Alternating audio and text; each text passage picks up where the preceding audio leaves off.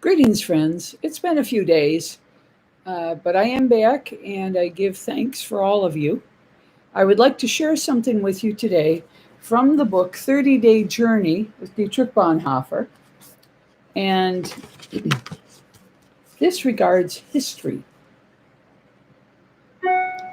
It remains an experience of incomparable value that we have for once learned to see the great events of world history from below. From the perspective of the outcasts, the oppressed and reviled. In short, from the perspective of the suffering.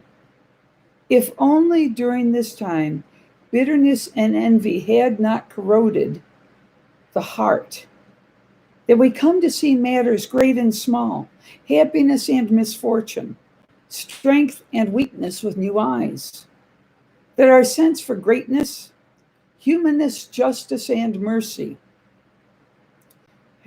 has grown clearer, freer, more incorruptible. That we learn indeed that personal suffering is a more useful key, more fruitful principle than personal happiness for exploring the meaning of the world in contemplation and action. But this perspective from below must not lead us to become advocates for those who are perpetually dissatisfied.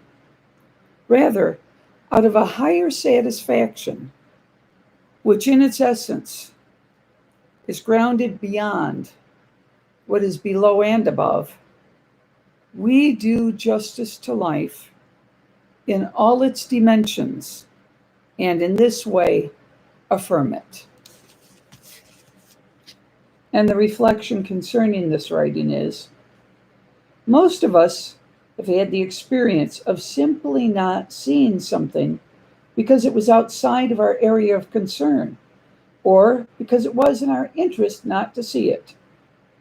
In our better moments, we acknowledge that our own bias and self-interest lead us to notice only what we want to notice.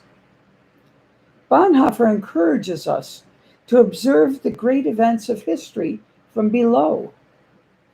We fail to perceive the world as it actually is unless we are willing to look at it from below.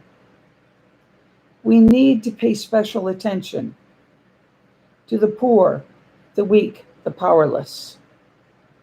This is not merely a moral admonition.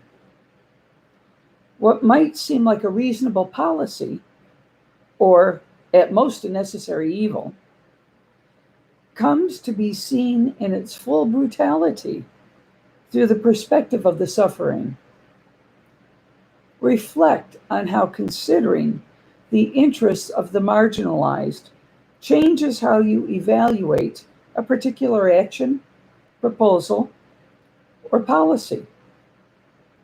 How might talking to those most affected shape our thoughts and convictions? Have a good evening.